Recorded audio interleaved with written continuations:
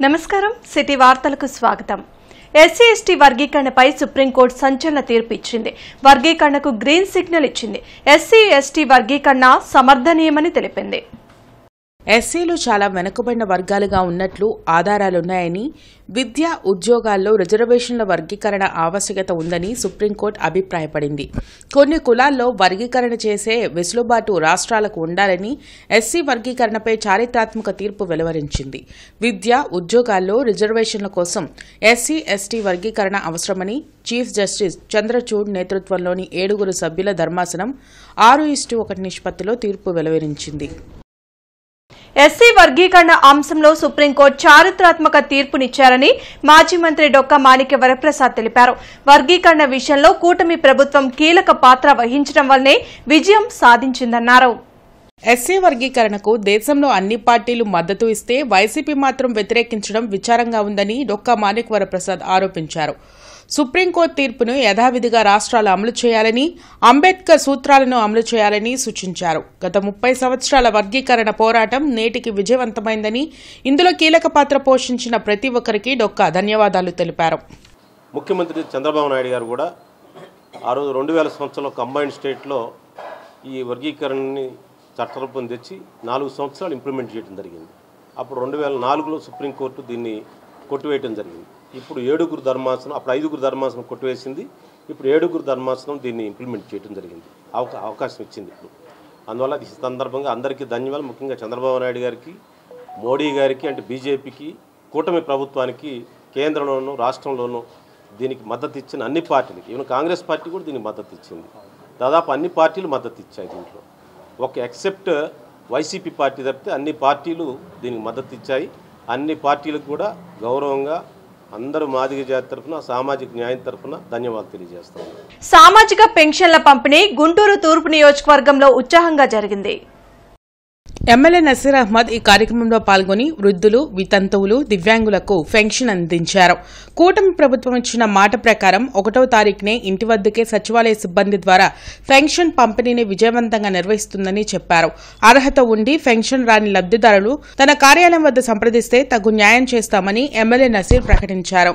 రాబోయేటువంటి రోజుల్లో అర్హులైనటువంటి ప్రతి ఒక్కరికి కూడా నిబంధనలు ఏదైతే గత ప్రభుత్వంలో పెట్టినటువంటి నిబంధనలను కూడా, దాదాపు కరెంటు బిల్లులు కానీ, పిల్లలకు ఉద్యోగాలు వచ్చినాయనో అనేక సాకులు చెప్తూ వృద్ధులకు, వికలాంగులకు అనేక రకాలుగా ఇబ్బందులు పెడుతున్నటువంటి పరిస్థితులు మనందరం కూడా గమనిస్తూ ఉన్నాం। తప్పకుండా అటువంటి వారందరికీ కూడా పెన్షన్లు అందించేటువంటి కార్యక్రమాన్ని ఈ ప్రభుత్వం తీసుకుంటుందని చెప్పి గుంటూరు నగరంలో కూడా మా కార్యాలయంలో కూడా ఎవరికైతే అర్హత ఉండి పెన్షన్లు రానటువంటి ప్రతి ఒక్కరి దగ్గర నుండి కూడా అర్జీలు తీసుకొని వాటిని పరిష్కరించేటువంటి దిశగా మా కార్యాలయంలో సిబ్బందిని ఏర్పాటు చేయడం జరిగింది।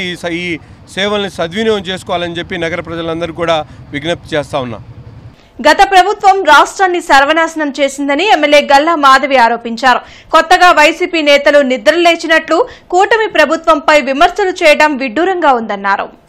అమరావతి రాజధానికి, పోలవరానికి కేంద్ర నిధులు ఇవ్వడం సంతోషకరంగా ఉందని ఎమ్మెల్యే గల్లామాధవి హర్షం వ్యక్తం చేశారు। వైసీపీ సర్కార్ 5 ఏళ్లలో రాష్ట్రాన్ని సర్వనాశనం చేసిందని అన్నారు।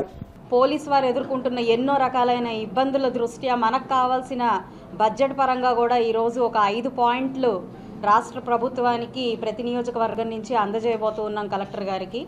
సో ఆ విధంగా కూడా మనకి కేంద్రం నుంచి వచ్చిన ఈ బడ్జెట్ ఎంతో ఉపయోగకరంగా సహాయ సహకారాలు అందించేలాగా ఉంది కాబట్టి సర్వత్రా కృతజ్ఞతా భావంతో ఈరోజు రాష్ట్రం అంతా నిండిపోయింది। దానికి నిజంగా అభినందనీయం, హర్షదాయకం వ్యక్తం చేస్తూ ఉన్నాను।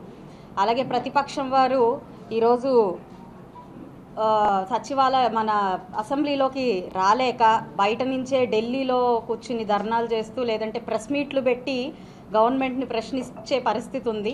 2 నెలలుగా కనిపించని మాజీ మంత్రి విడుదల రజని ఇప్పుడు నిద్రలేచినట్లు కూటమి ప్రభుత్వంపై విమర్శలు చేయడం విడ్డూరంగా ఉందన్నారు।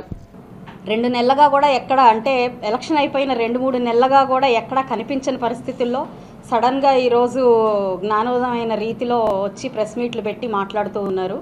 మళ్ళీ అదే మాటలకి అదే మభ్యపరిచే విధానంగా ఈరోజు మళ్ళీ ప్రెస్ మీట్లు పెట్టి, లేదంటే హత్యా ప్రయత్నాలు చేశారంటూ ధర్నాలకి కేంద్ర ప్రభుత్వం దగ్గరికి ఢిల్లీ వెళ్ళి కూర్చునే పరిస్థితులు। మరి వారికి ఆ 11 సీట్లు ఇచ్చి గెలిపించిన నియోజకవర్గాల ప్రజల్ని గాలికి వదిలేసి వారి కోసం ఈరోజు అసెంబ్లీలోకి వచ్చి పోరాడే పనితీరు లేక మళ్ళీ ప్రెస్ మీట్లకే పరిమితం అయిపోయారు। దాన్ని వాళ్ళకి వారు ప్రశ్నించుకోవాల్సిన అవసరం ఎంతైనా ఉంది. ఎమ్మెల్యేగా తన తొలి జీతాన్ని వివిధ స్వచ్ఛంద సేవా సంస్థలు కార్యకర్తలకు విరాళంగా ఇస్తున్నట్లు ఆమె ప్రకటించారు. 1,75,000 నా తొలి వేతనాన్ని నేను అందుకున్నాను. ఈ ఫస్ట్ శాలరీ నేను ముఖ్యంగా ముందుగా ఒక 20,000 రూపాయలు దేవుడికి హుండీలో వేయాలనుకుంటున్నాను. ఆ తిరుమల తిరుపతి దేవస్థానానికి ఒక 20,000 రూపాయలు అందించాలనుకుంటున్నాను. అదేవిధంగా నాకు ఈ జన్మనిచ్చిన నా తల్లిదండ్రుల పేరు మీదుగా ఒక 25,000 రూపాయలు అక్షయ పాత్ర వారికి, అన్నా క్యాంటీన్లకి భోజనాన్ని సరఫరా చేయబోతున్న అక్షయ పాత్ర వారికి ఒక 25,000 ప్రకటిస్తున్నాను. అలాగే ఇక మన ఈ కాన్స్టిట్యుయెన్సీ పరిధిలో సచివాలయానికి 10 మొక్కలు చొప్పున 10,000 రూపాయలకి విలువైన మొక్కలని అందజేయాలి అని అనుకుంటున్నాను. ఒక 2,000 రూపాయల సాయం కూడా అందకుండా ఎంతో ఇబ్బందికరంగా బ్రతుకుతున్న పరిస్థితులు కనపడుతున్నాయి. ఫీజుల రూపంలో కానివ్వండి, నీడలేని పరిస్థితుల్లో కానివ్వండి ఎంతోమంది ఉన్నారు. అలాంటి వారిని ఒక 5గురిని గుర్తించి ఇప్పటికే వారి పేర్లను మేము నమోదు చేసుకున్నాము. ఆ 5గురికి మనిషికి 10,000 చొప్పున 50,000 రూపాయలు అందించాలనుకున్నాను. చోరీకి గురైన ఫోన్లను రికవరీ చేసి ఫోన్ యజమానులకు ఎస్పీ సతీష్ కుమార్ అందజేశారు. వస్తువుల పట్ల జాగ్రత్తగా ఉండాలని ఎస్పీ సూచించారు. గుంటూరు, పల్నాడు ప్రాంతాల్లో పోయిన ఫోన్లను బీహార్లో కూడా రికవరీ చేశామని ఎస్పీ సతీష్ కుమార్ తెలిపారు. 4.5 లక్షల విలువైన 300 ఫోన్లను రికవరీ చేసి యజమానులకు అందజేశారు. ఐటీ కోర్ బృందం ప్రతిష్టాత్మకంగా సాంకేతిక పరిజ్ఞానంతో పనిచేసి ఫోన్లను రికవరీ చేసిందన్నారు. ఊర్లకు వెళ్లేవారు ఇళ్లకు తాళాలు వేసుకుని పోలీసులకు సమాచారం ఇవ్వాలని సూచించారు.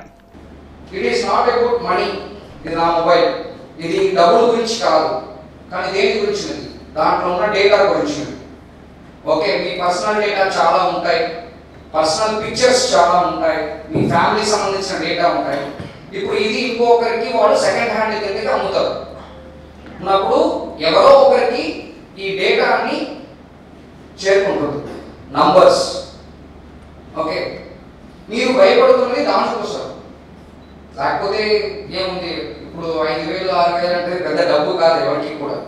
సో అన్నప్పుడు నా పాయింట్ ఏంటంటే అంత దూరము మనం కాన్సన్ట్రేషన్ ఎందుకు తగ్గుతుంది. ఫర్ ఎగ్జాంపుల్ స్కూటీలో ముందుకు పెట్టుకోవడం, తర్వాత పక్కన పెట్టేసి మాట్లాడుకోవడం. ఇప్పుడు నేను ఇక్కడ మొబైల్ పెట్టాను, మాట్లాడుతున్నాను, మేబీ ఓవర్ 5 minutes ఈ మొబైల్ ఉండదు.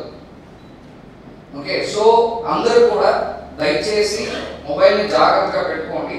ఇప్పుడు ఈ మొబైల్ కొంతమందికి లక్ ప్లస్ కరీం అండ్ ఎవరు తూర్పు నియోజకవర్గంలోని 7వ వార్డులో డిప్యూటీ మేయర్ సజీలా చేతుల మీదుగా పెన్షన్ల పంపిణీ జరిగింది.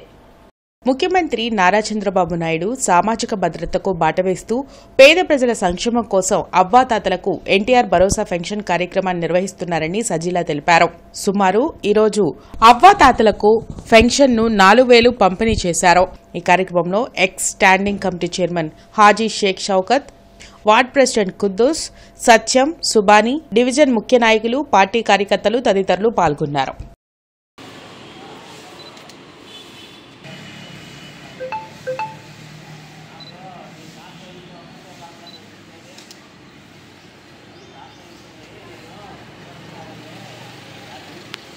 సెప్టెంబర్ 1, 2, 3 తేదీల్లో విశాఖపట్నంలో జరిగే జాతీయ సమ్మేళన కార్యక్రమాన్ని జయప్రదం చేయాలని ఏఐటీయూసీ రాష్ట్ర గౌరవ అధ్యక్షులు రాధాకృష్ణమూర్తి పిలుపునిచ్చారు. జిల్లా సిపిఐ కార్యాలయంలో రాధాకృష్ణమూర్తి మీడియాతో మాట్లాడుతూ కార్పొరేట్ సంపదను పునః పంపిణీ చేయాలని డిమాండ్ చేస్తూ జాతీయ సమ్మేళనాలు జరుగుతున్నట్లు చెప్పారు. ప్రభుత్వాలు మారుతున్నా రైతుల సమస్యలు మాత్రం తీరడం లేదన్నారు. విశాఖ స్టీల్ ప్లాంట్ ప్రైవేటీకరణ ఆపాలని డిమాండ్ చేశారు. సొంత గన్లు కేటాయించి 4 లేబర్ కోడ్స్ను రద్దు చేయాలన్నారు. కనీస వేతనం 26,000 రూపాయలు ఇవ్వడంతో పాటు కాంట్రాక్ట్ వ్యవస్థను రద్దు చేయాలని డిమాండ్ చేశారు. స్కీమ్ కార్మికులను ప్రభుత్వ ఉద్యోగులుగా గుర్తించాలని జరిగే జాతీయ సమ్మేళనంలో కార్మికులు, రైతులు పెద్ద సంఖ్యలో పాల్గొనాలని కోరారు. కార్యక్రమంలో జిల్లా అధ్యక్షులు అరుణ్ కుమార్, సత్యనారాయణ, రావుల అంజుబాబు తదితరులు పాల్గొన్నారు. సెప్టెంబర్ 1, 2, 3 తేదీల్లో ఏఐటీయూసీ జాతీయ సమ్మేళనాలు విశాఖపట్నంలో జరుగుతూ ఉన్నాయి. దాదాపు 500 మందికి పైగా పాల్గొనేటువంటి ఆ సమ్మేళనాలు భవిష్యత్ కార్యాచరణను రూపొందించి ప్రభుత్వం యొక్క మెడలు వంచి కార్మికులు రైతులకు సంబంధించినటువంటి సమస్యలను పరిష్కారం చేసుకునే దిశగా ఏమి చేయాలనేటువంటిది 3 రోజుల పాటు ఆలోచన చేసి ఒక కార్యాచరణ కార్యక్రమాన్ని కూడా రూపొందించడం జరుగుతుంది. అందులో ఆరాగ్రహారంలోని వాసవి కన్యకా పరమేశ్వరి అమ్మవారి దేవాలయంలో ఆషాఢ మాసం సందర్భంగా అమ్మవారికి ప్రత్యేక పూజలు నిర్వహిస్తున్నారు. శాకాంబరి దేవిగా అమ్మవారు భక్తులకు దర్శనమిస్తున్నారు. ఈ సందర్భంగా ఎమ్మెల్యే నజీర్ అహ్మద్ అమ్మవారిని దర్శించుకుని ప్రత్యేక పూజలు నిర్వహించారు. ఆలయ కమిటీ సభ్యులతో పాటు ఈవో తదితరులు పాల్గొని ఎమ్మెల్యేను ఘనంగా సత్కరించారు.